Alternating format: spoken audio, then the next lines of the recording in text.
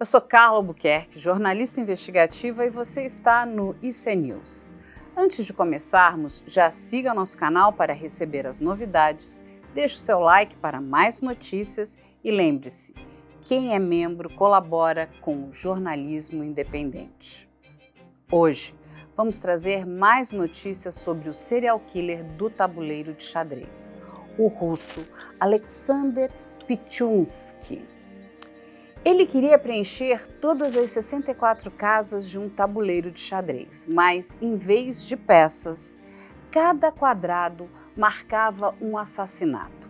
Alexander Pichunsky, hoje conhecido como o maníaco do tabuleiro de xadrez, aterrorizou Moscou entre os anos 90 e 2006.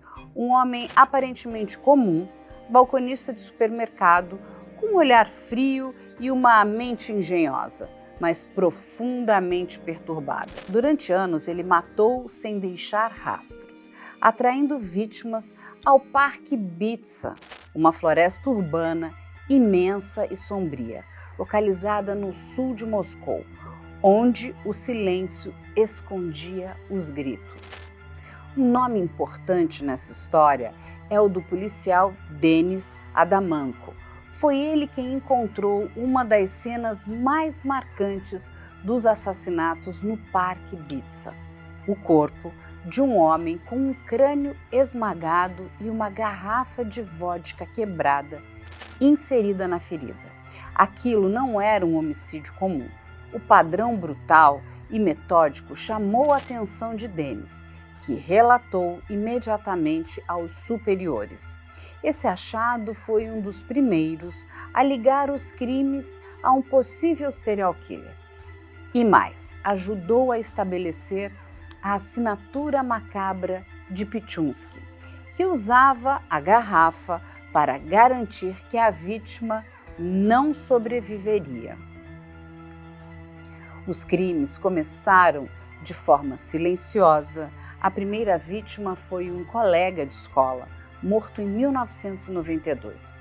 Um homicídio aparentemente isolado. A polícia não conectou esses assassinatos aos futuros casos. E talvez esse tenha sido o maior erro. Mas foi só após a morte de seu avô, em 2001, que Pichunsky mergulhou de vez na matança. O avô, único laço afetivo, havia lhe ensinado a jogar xadrez. E foi nesse jogo que ele se inspirou para cometer uma sequência de assassinatos calculados, organizados, sem nenhum remorso. No começo, ele empurrava bêbados em poços de esgoto. Depois passou a usar um martelo. E não bastava matar. Em muitos casos, Pichunsky inseria garrafas de vodka quebradas no crânio das vítimas. Uma assinatura macabra. O Parque Bitsa, onde tudo acontecia, era grande o suficiente para esconder seus crimes. E as vítimas? Invisíveis para o Estado. Homens vulneráveis, sem teto, idosos, alcoólatras. Um padrão que ajudava a mascarar o rastro de sangue. Durante anos, o maníaco de Bitsa foi apenas uma lenda urbana. Corpos apareciam, sim, mas ninguém conectava os pontos, até que ele cometeu um erro. Em 2006, convidou uma colega de trabalho, Marina Moskalyova, para um passeio. Marina desconfiou. Antes de sair, deixou um bilhete para o filho com o nome e o telefone do homem que a levaria ao parque. Horas depois, seu corpo foi encontrado com o crânio esmagado. E o bilhete foi o estopim de uma das investigações mais perturbadoras da história criminal russa. A polícia ligou para o número do bilhete. Pichunsky atendeu. E, nervoso, negou saber o paradeiro da mulher. Mas era tarde, eles tinham um nome, um telefone e uma gravação de vigilância do metrô. Marina e Alexander apareciam caminhando juntos na estação. A partir disso, a casa caiu. Em 16 de julho de 2006, a polícia invadiu o apartamento dele e o que encontraram? Um tabuleiro de xadrez com moedas coladas em 61 casas. E então ele começou a falar. Eu matei, porque gostava de matar, disse Pichulski. Começou a narrar os crimes com riqueza de detalhes, lembrava nomes, rostos, locais, levou a polícia aonde deixara os corpos. Descrevia as mortes como se estivesse contando lances de uma partida. Algumas vítimas ele conhecia, outras encontrava por acaso. Ele comparava o primeiro assassinato ao primeiro amor, inesquecível. Declarou, mas o mais chocante, ele queria ser muito lembrado. 3 vítimas sobreviveram. Sim, 3 pessoas caíram no poço, foram atacadas e conseguiram escapar. Uma delas identificou Pichulski, mas por algum motivo, desorganização da polícia ou subnotificação, ele seguiu solto. Foram esses sobreviventes que confirmaram o modus operandi. Vodka, conversa, emboscada. Mas não foram ouvidos a tempo. Quantas vidas poderiam ter sido salvas? No julgamento, Pichulski não demonstrou arrependimento. Sentado atrás de um vidro blindado, zombava, corrigia promotores quando erravam a ordem dos crimes. Dizia que 48 assassinatos era injusto. Fiz mais de 60, insistia. E ele se ofendia com a ideia de que esqueceriam suas outras vítimas. Era um espetáculo sombrio e ele era o diretor. O tribunal ouviu sobreviventes, policiais, forenses. O tabuleiro foi exibido como peça-chave. As imagens do metrô também. E então veio o veredito. Culpado por 48 homicídios e 3 tentativas de homicídio. Prisão perpétua. Com os primeiros 15 anos em isolamento total. Quando o juiz perguntou se ele entendeu, ele respondeu, não sou surdo.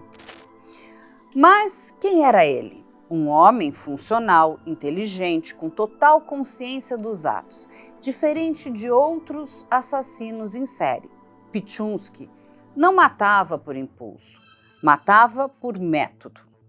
O assassinato era, para ele, um jogo e seu prazer estava no ritual, no controle absoluto sobre a vida e a morte. Ele entendia o certo e o errado e escolhia o errado com prazer. Quando interrogado, falava com clareza, vocabulário rico, descrevia a sensação de tirar uma vida como abrir os ombros, respirar fundo, sentir-se vivo. As bizarrices do caso não param.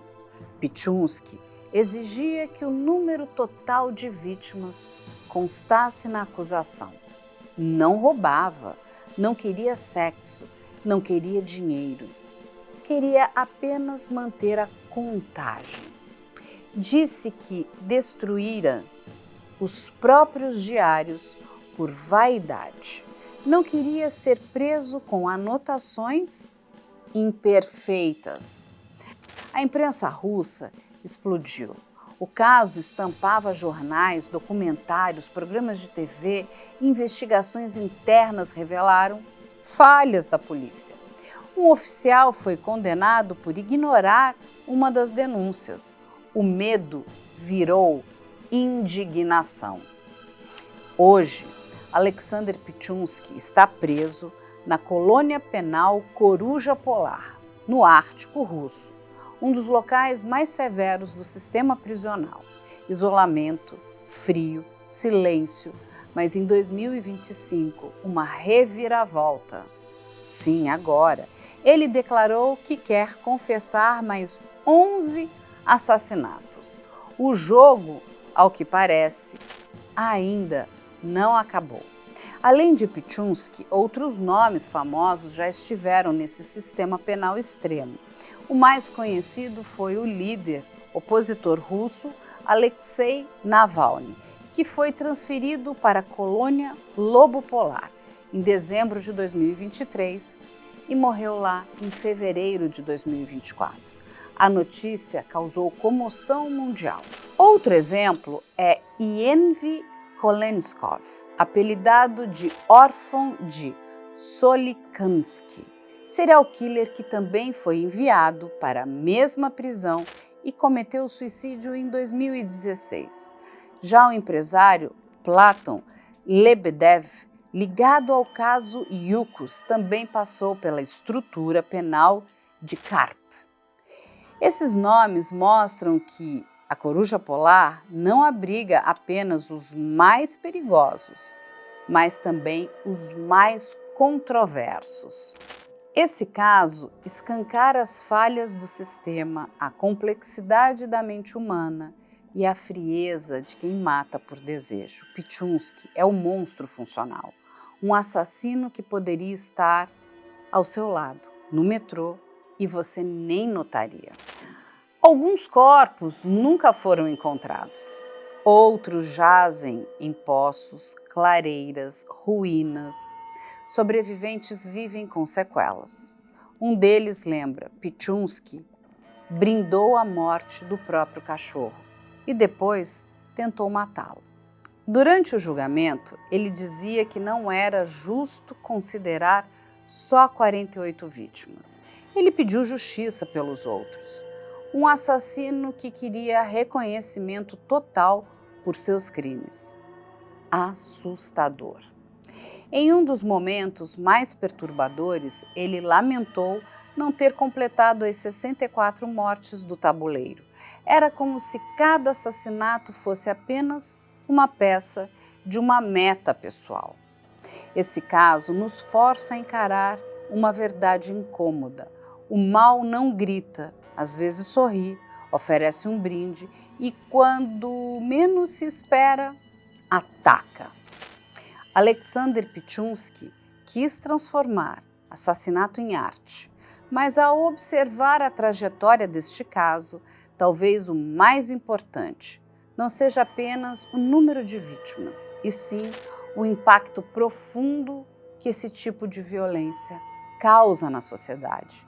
Após sua prisão, houve um esforço institucional dentro da Rússia para reformular procedimentos relacionados a desaparecimentos, melhorar o mapeamento de perfis de risco e ampliar a presença policial em regiões periféricas como Bitsa. Além disso, universidades passaram a incluir o caso em cursos de criminologia e comportamento antissocial. Ele virou tema de debates em conferências internacionais e documentários investigativos. O legado de terror que deixou também alimentou séries fictícias, livros e um fascínio mórbido por parte do público. Mas o verdadeiro alerta é outro. Ele nos mostrou o quanto um assassino pode se camuflar no cotidiano, aproveitando-se do descaso com os vulneráveis para agir impunemente. E mesmo atrás das grades, ele segue querendo contar sua história. Mas talvez o mais importante não seja quantas vítimas ele fez, e sim quantas deixamos de ouvir, antes que fosse tarde demais.